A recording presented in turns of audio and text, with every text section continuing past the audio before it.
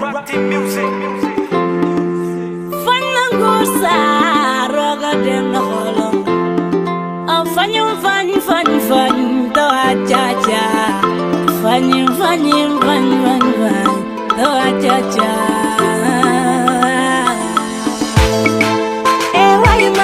Wai salungari lam toro jarama. Wai salungari lam toro jarama. Wai salungari lam toro jarama. Wai salungari lam toro jarama. Makisal ifal ngalu teranga. Nyuki say kalore dinala dello nyukal guru marem fay salungari. Dunia nyudoi salungari lam toro burgede. Say jëf yu leer tax na tey ñëpp kontaan sax di la bége. bañi xëccoo wurus yow salungari yaay sunu ngalam. Gis nañ fi émergence jafe-jafe ci réew mi yaa ko fi jële. Yoo leleleleleleleleleli yoo aaye. Gis nañ fi lu ci mel ni jam ñaajo alena. Autoroute ba Ila Touba tabax fi ay juma. Macky yow la nu wóolu ndaanaan nga duñu la fi jële. Way way salungari lam toro jarama. Way salungari lam toro jarama. Way salungari lam toro jarama. Way salungari lam toro jarama. Makisal ifal ngalu teranga. Ñu gis say jaloore dinaa la delloo ñu kër góoru Marème Faye Sall jarama.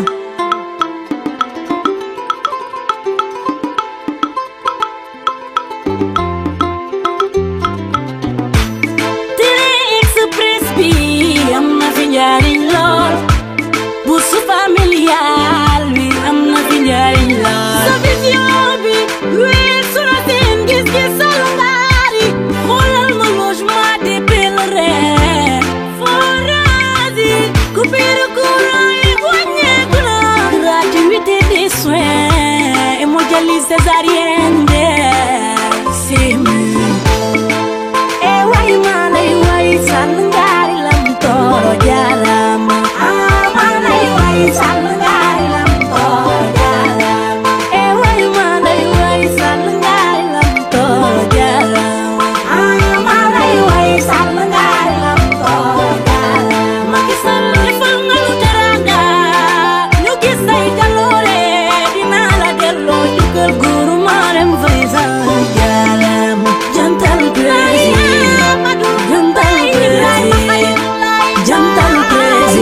Macky Sall jantal président du Sénégal. Ndey ji seex la Marème uuf na ñëpp mu ngi jàppale ñu ci ubbi looy.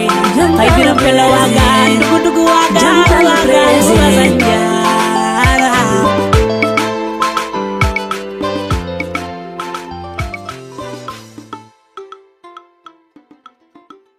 nekkal ñu ay nit ñi nga xamante ni moom Ndiaga Fall ak Ama Diop mi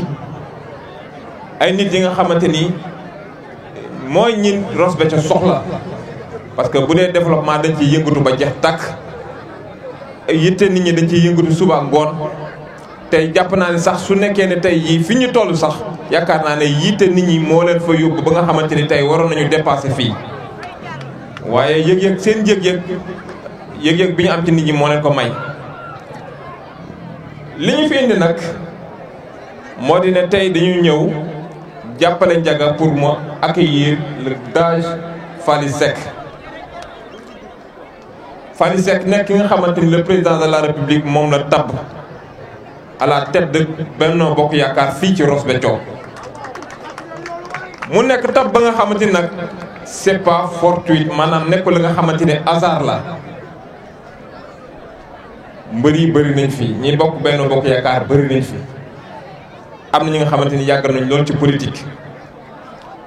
mais nag dañ naan am na la nga xamante ni boo ko gisee nga xam ne lii bokkul ak li nga xamante ni peut-être bokkul ak li nga daan gis kon bu boobaa war nga ko xool càmbar ko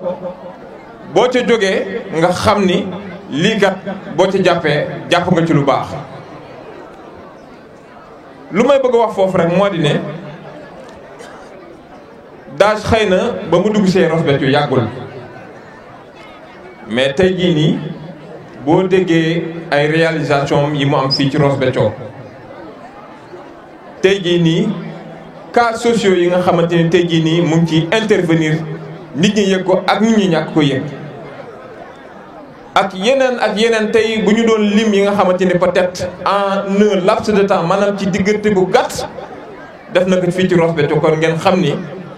choix bi le président Macky Sall opté def ko ci moom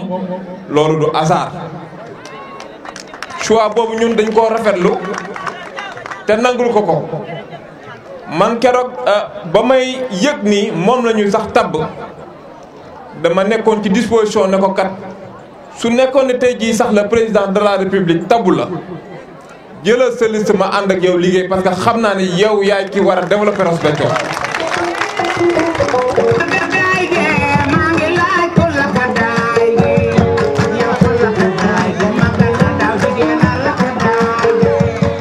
waaw Faly xam naa moo lakk daay xam naa loolu moom yaakaar naa ni jaratul wax ndax leer na. ñu baax nag wax nañ fi sànq ñu mel ni comme góor a waa ju ma jox cër vraiment respecté trop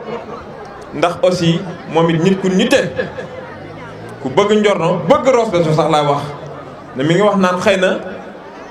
la victoire plutôt dañu koy wuti rien n'est encore assuré waaye dama jàpp ni ku gis lii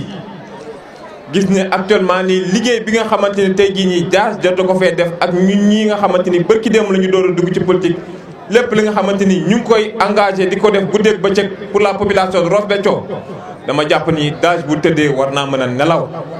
te xam ni victoire bi déjà dañ koo téye suñu loxo te du ñu def lu dul rek mottali ko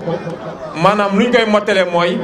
àgg ci urne yi def geste citoyen de telle sorte que au sorti du 23 janvier 2022 ñu xam ne lii dañu doon mu jël si maanaam li ñu moom rek waaye xamoon nañu bu baax nag lii cër bi ñun ñoo ko moom et que donc loolu nekkul woon lu ñu discuter.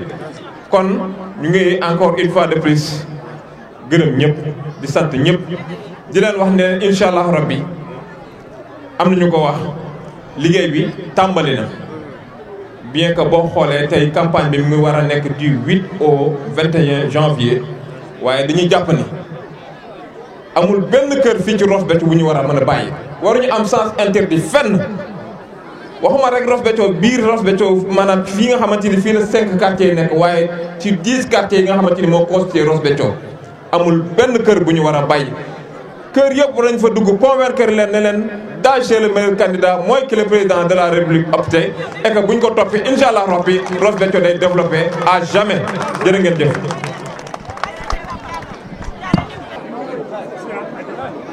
asalaamaaleykum mbokki Ross Béthio maa ngi leen di nuyu yéen ñëpp ci seen tur ak seen sant di leen gërëm bu amul app. di wax ni kontaan naa tey contentement bu nga xamante ni kenn mënu koo nat te li ko waral ñi ma jiitu ñëpp wax nañ ko waaye balaa may egg ci loolu damay sant yàlla bu baax a baax su ma jógee ci loolu sant son excellence monsieur Macky Sall mi placé sa confiance sur ma modeste personne pour diriger la liste de Benno Bokk Yaakaar dans la commune de Ross Béthio. mais di sant yàlla aussi bi nga xamante ni ñi yor électorat wu Ross Béthio ci jamono yi ñu toll ñëw nañu ànd ak man ci liggéey boobu nga xamante ni son excellence demandé na ko mooy diriger la liste de Benno Bokk Yaakaar. ki ma ciy giital mooy ki nga xamante ni moo waral mobilisation wu tey bii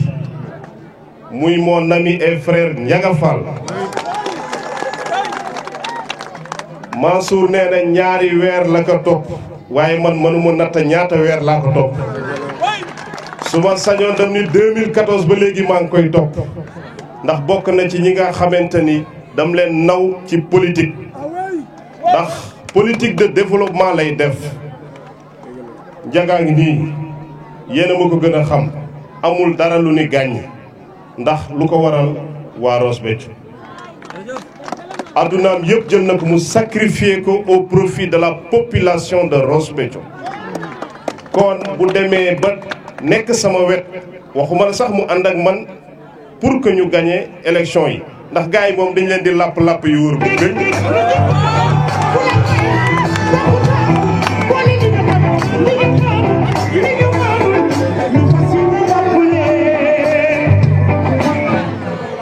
gars yi moom xaar ba le 23 janvier toog ngoon comme ni que sama président Macky Sall di waxee ñuy naan ataaye ñi di toj seen ay gerte ñii di def leneen vraiment bàcc yi di dal ba ñu ni daal doy na sëkk. am naa confiance ci ànd bi mais li ko gën a renforcer dama gis fii dans la délégation un ami et frère Pape Amady Diallo ngeen tàccu ko bu baax. moom politique bu ànd ak innovation moom la indi dinaa dellu si ci Ndiaga Fall ndax li ma war a wax ci moom doyul muy la politique du développement de l'élevage. C'est normal parce que c'est un ingénieur agronome kon ay compétence am weesu nañu ci di ci sikki sàkk di profité ci caméra yi jàkkaarloog man di wax son excellence Macky Sall dénk naa la Pape Amady Diallo c'est une personne bu war am promotion pour participer au développement de Ross Béthio jot na nag doom yu ni mel am ndomba tànk ci état bi pour gën mën a jàppale le développement du pays à partir de la commune de Ross Béthio kon loolu maa ngi la koy dénk son excellence monsieur Macky Sall devant les caméras qui sont devant moi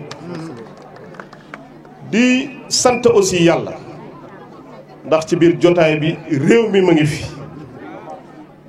mais ki dirige réew mi doon sama nijaay akkan muy sama nijaay Ama Diop nekk ku nga xamante ni dégg naa fii ñu koy bàkke l'homme social l'homme sincère mais l'homme aussi très stable te loolu daan na bokk ci yiñ daan bàkke waalo sincérité boobu ak stabilité ba ma joxee kàddoom la ma wan ginnaaw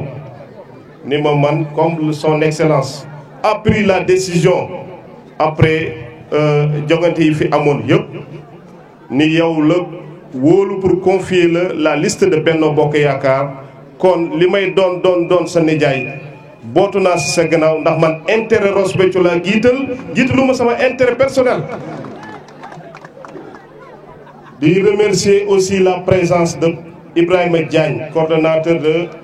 l'APR à Ross Béthio ak le maire Samba Wade ñooñu duma commentaire lu bari ci ñoom mais gis naa fi présence su Thierno Alpha ndax Ibrahima Ba mu ngi fii ci jotaay bi ànd ak Isma Ba duma tàyyi ci di ko sant di ko gërëm Thierno Alpha ndax ba ma tàmbalee rek laa dem ci këram mu ñaanal ma dolli ma confiance depuis boobu ba léegi ay xéewal dong lay gis mais di profiter ji ci occasion bi di ñaanal képp ku fiy kilifa diine en commençant par sama maam Adama Kane ak képp ku fi imam wala nga yor fi daara ñoom ñëpp gis naa seen jàppale gis naa seen soutien gis naa seen ay ñaan li am solo nag ba am solo mooy le soir du 23 janvier man bokkuma ci ñoon di sikki sàkk victoire fii laa koy waxee te kuy ànd ak man tamit da ngay am fit man ku ragal ànduma ak yow ay recul moom bokkul ci sama ay dimension ki ñuy àndal muy son excellence Macky Sall ku nekk xam na ni borom fit la borom jom la borom fayda la mais ku bëgg réew mi la moo tax képp ku mu yaakaar ni man nga doxal sa gox daf lay confier responsabilité yu nu mel donc dama koy santaat une deuxième fois ndax bii mooy la deuxième fois muy placer sa confiance sur ma personne di placer sa confiance ci doomu Ross Béthio ci doomu Njorno gi ma doon ndax daf ma njëkk a nommé directeur de l'administration générale et de l'équipement ñu jóge fa tey mu ni ma dellul fële ca say mbokk ca Ross Béthio nga ànd waxtaan ak ñoom bul beddi kenn vraiment ngeen diriger liste Benno Bokk Yaakaar mais lépp nag na tegu ci discipline mais da ngeen respecter les règles yi nga xamante ni mooy gouverner dans les rapports humains maanaam aqu yelleef yeeg aqu dëkkandoo yeeg na nga xam ni fa nga jëm sa ay mbokk dong fa nekk sa ay frère fa nekk sa ay sœur fa nekk sa ay papa fa nekk sa ay yaay moo fa nekk kon na nga xool ci sama image man Macky Sall ci ni may doxalee ci réew mi nga jéem doxale noonu ci biir Ross Béthio ba tax na nag dañuy appeler à l'unité ndogal jib na compétition bi yaatu woon na loolu njaga mi gënuma ko woon bëgg jiite liste Benno Bokk Yaakaar ndax ñoo fi bokk ak keneen mais xëccoo bi lan lañ doon xëccoowuñu lenn lu dul combattre la pauvreté xëccoowuñu lenn lu dul participer à la promotion du développement social à l'emploi des jeunes ci lépp luy avancer dëkk bi rek lañ doon xëccoowuñu lenn lu nga xam ne dafa jëm ci suñu poche wala lu jëm ci suñu bopp ku ci nekk dafa yaakaar ni rek buñ ko confier les choses dina doxal dëkk bi man Ndiaga tafuma ko sama wet pour ñu gagner dam ko taf sama wet pour la gestion loolu dama bëgg ngeen xam ko bu baax yéen waa Ross Béthio dam ko taf sama wet parce que il a l'expérience qu'il faut pour diriger une commune kon ku mel noonu bu nekkee sa wet sa xel mën a dal Macky Sall daf ma confier ay responsabilités au niveau national yu nga xamante ni dina ànd ak ay contraintes du nekk fii tout le temps moo tax boo amee ku nga xamante ni xam na la gestion locale à tes côtés yaakaar naa ni bu demee ba jël la décision ni dafay ànd ak yow vraiment sa xel war na mën a dal victoire moom c'est à côté li mu leen wax rek loolu du débat di sant nag benn jëmm ju nga xamante xëy na nekkul ci jotaay bi mais daf di suñu mag nekk ci département bi ci lu rafet lañ ko mas a xam ci la nekk ba léegi vraiment ngeen tàccul ma Omar Sarr le ministre Omar Sarr l'homme généreux très généreux vraiment très sincère monsieur Omar Sarr ñoo ngi koy sant di ko gërëm ci lim ci dox ba jotaay bi mujj am mais di sant aussi magu Ross Béthio yi ndax xam naa ni tey ku fi dugg looy njëkk a gis mooy bañu nit ñi ñëpp jaaxle woon nañ bu ñu gisee Ndiaga Fall ak Faly Seck mu am divergence rek xel yi dafay xaw jaxasoo kër goo dugg ñii danañ jëm fii ñii jëm fële waaye alhamdulilah bi nu yàlla dajalee mobilisation bi rafet na yàlla na la jig maa ngi lay dénk sama bopp. salaamaaleykum population de Ross Béthio salaamaaleykum sax li gën a large le département de Dagana di jiital ci nuyoo bi vraiment suñu doyen suñu Ibrahima Seck tey muy Samb Wade mi toog suñu wet di nuyu aussi suñu ay kilifa suñu ay xarit suñu ay soxna suñu ay mbokk yi nga xam ni dañu jóge fii ci Raynaabe léegi le maire Faly mi ngi koy wax ñoom Ibrahima ak Isma pour ñu prononcer wu bu baax a baax pour ñu mën a gis seen bopp ci mbir mi. di wax ni waa Njorno comme ni ko kii waxee léegi Ibrahima mën naa ni wax ji sax bëggatuñ ko guddal loolu bëggatuñ ko soreel loolu yaakaar naa ni dañu doon def rek benn sortie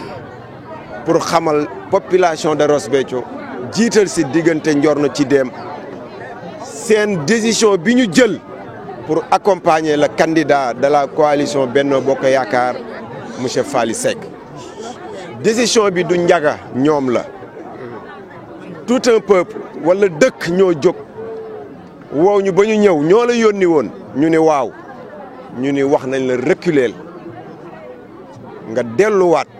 gannaaw xool ton petit frère Faly Seck nga jàppale ko loolu mooy sababu daje bi ngeen gis tey du daje boo xam ne ay nit ñi dañ ko dox wax wala nit ñi dañ ko organiser kenn doxu ko kenn waxu ko kenn organiser wu yéen a décider seen bopp fekk si nañ leen loolu mooy sababu daje d'urgence bii ñuy gis kon Mister Seck Faly maa ngi koy wax toujours suñu rakk la dañu bokk duñu ay jaamu pour ñi xamul mais fii ci dëkk bi comme ni may wax ni ñuy politique wuñu ci parti te suñu ànd bi daañuy wane ni suñu politique du affaire parti objectif rek la ñuy am ñu dox ci wax ci fi ñu toll nii nag actuellement li tax xëy na ñuy wax rek dafa bari lu ñu réserver ndax tey affaire bi dootul faali affaire bi charge bi tey mi ngi ci suñu kaw ndax yaakaar dafa fort te man xam naa yaakaar bi ñu am ci ñun xam naa confiance bi mu am ci ñun xam naa pouvoir beeg yaakaar bi dëkk bi am ci suñu diggante man ak moom yooyu yëpp dañ ko téye tekk suñu kanam di ko étudier loolu nan lañ koy résoudre wax na yu bare pour suñu diggante ci dëkk bi ak yeneen mais tey amoon nañu charge mais charge bi dafa gën a diis dafa gën a metti bokk na ci charge yi tey suñu xarit yi suñu gannaaw la jeunesse ji si jiital ku si mel na ñoom Bira Góora comme li ma leen di wax charge bi gën a diis tey mooy suñu ànd ak faal yi double charge la ndax lu tax dañu koy sécuriser dañu koy accompagner dañu koy assister dañu koy protéger loolu laa bëgg a wax ni charge yu diis la ndax tey bu ñuy dem njaga demul faali mooy dem bu ñuy dem tey faali demul njaga moom mooy dem kon ñaar nekk nañu benn uniquement pour jëm ci ay échéances yoo xam ni barewuñ ci solo ndax moom la ñu dénk responsabilité moom mooy rendre compte tey le président Macky Sall amuñu kenn si ñun amul lu ñuy rendre compte moom la ñu am confiance jox ko mais ñun ñi ñëpp candidat lu ñu woon dañu bëggoon comme ni ma ko waxee du ñu woon benn du ñu woon ñaar waaye nag mbir nag dafa liñ naan autoroute boo gis nag am na péage am na foo xam ne bu ñu fa àggee nag da ngay taxaw daggatee fay tey nag dañu taxaw daggatike fay pour honorer li ngeen bëgg yéen waa Ndior fay gi mooy lii nu ñëw taxaw ci digg bayaal bi ànd ak moom ngeen gis ka gis nu gis leen ngeen gis nu kon tey kenn laam-laameetul moo tax ma ne woon affaire bi comme ni ngeen ko waxee jeunes yi waxuñu si WhatsApp duñu wax si audio dañuy dem sa digg bayaal mu gis ay mbokkam ay frère am ay leader am taxaw nañu tey ñu accompagner ko sécuriser ko protéger ko pour ñu àgg fu ñu jëm ndax tey sécurité mooy suñu sécurité ndax dañu jël engagement ak responsabilité ni dañ koy accompagner kon xale yi tey ñi jóg tey ak lu ñu mënoon di def si nun décharger naan leen mën ngeen dem defi ko ci faal yi bu fekkee dégg ngeen ma ci dëkk bi dégg faali ci dëkk bi dem leen rejoindre faal yi loolu c'est un conseil loolu ndigal la pour ñu xam ni fi ñu jëm dootul affaire bi dootul njaga mais c'est faali liggéey bi ngeen di def tey dootul pour nun pour moom la def appel la sécurité moo xam mbër yi la am nañu seen programme ci élection yi ñu jëm am nañu seen xalaat ci élection yi ñu jëm investir ñu leen mais ñoom déjà dañ leen di investir si beneen anam pour wax leen demuñu élection rek pour dem élection tey yàlla def na investir nañu presque 100 personnes la ñu fas yéene investir muy la mandataire war jël responsabilité am te yëg nañu partage bi mu ci def dem leen seeti diw ngeen discuter xool loolu nu muy demee 100 personnes yooyu nga xam ne dañ leen bëgg a mettre en place pour ñu dem wax ak nit ñi 100 personnes yooyu c'est un congrès en urgence bu ñu fas yéene woote janook ñoom wax ak ñoom wax leen lan mooy seen mission parce que Faly mënul taxaw fépp mënul dem ci chaque famille mënul dem ci chaque kër affaire bi xam nga lan lañ ko dénk poste conseil am moom benn poste lay am ci biir 46 conseils yi kon ñi ñu fas yéene investir nun tey suñu mission si ñooñu lañ ko accès ñooñu nag ñoo xam exactement ku si nekk fa nga dëkk say mbokk fa nekk élection bu ñu xasee investir données yi day changé te bu ñu investir ba pare ba taxawal équipe bi données yi dana changé te du yàgg ndax ku si nekk daa dem say mbokk wax ak moom ni dañu ma investir pour ma diriger koñ bi dootul mbiri Faly dootul mbiru njaga dana am koo xam ne bu ñu fa yeggee mooy changé boppam données yi kon lii am yëpp yàgg nañ ko gis ci élection mais nanu góorgóorlu tuuti ci 3 jours yi ñu nekk mu defar liste bi nga xam ne moom am na ci yaakaar am na ci confiance ñu mettre ko en place nu taxaw nun ñëpp bu ko neexee sax mën nañ ko libérer ni ko demal Dakar seeti ay yeneen urgence pour le moment ñu xool urgence yi fi nekk liggéey ko soo ñëwee ñu tegal la ci taabal ji moom comme ni may waxee rek xam naa li ñu ko bëgg a dénk sax li ñu ko bëgg a dénk si élection yi dañu bëgg mu nekk li gën a yomb li gën a yomb lañ ko bëgg a dénk si élection yi jël li gën a difficile ndax nag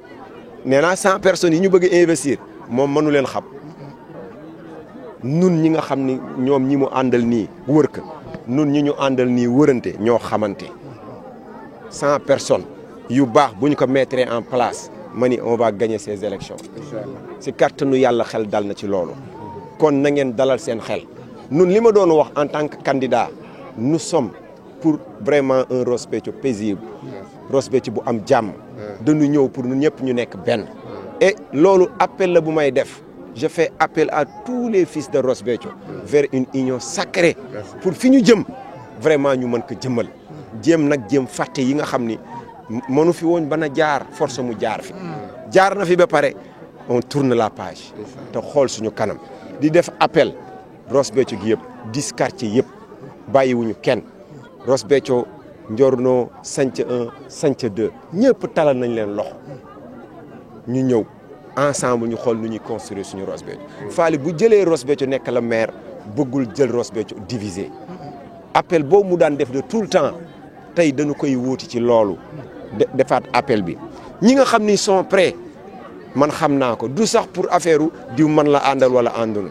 dañuy def appel boobu à son nom comme ni mu koy waxe bépp personne ressource bu taxaw wala nga nekk ay grand électeur nga si tu te déclares rapproche de toi ñu def la ci liste nga dem liggéey loolu engagement la boo xam ni ku ko jël te ñu mandaté la loolu bëgg nga vraiment ñun ñëpp ñu dem vers l' essentiel te njortu rafet na si daañu dem vers l' essentiel en tout cas ñun daal ñun yaakaar nañ ni fi ñu jëm man waxuma waxu nu ñuy gagné mais daañu rassembler le maximum possible des sénégalais loolu la ñu yaakaar man su fekkee ni Faly yaakaar nga am na loo xam ni arrangé wu ma bu ma investir xoolal feneen fu ma la arrangé nga yóbbu ma fa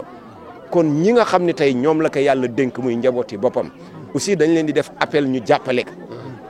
niñ koy jàppalee demul élection nag wax dëgg yàlla rek pour ku ko bëgg rek na la dugal ci liste ku ko bëgg a jàppale bu ko sax wax def ma ci liste bàyyee ko sa bopp te xool lan lay décider man loolu lay def appel si ñi nga xam ne leader yi ñu topp noonu lañ leen mën a dimbalee liste yi looloo koy yombal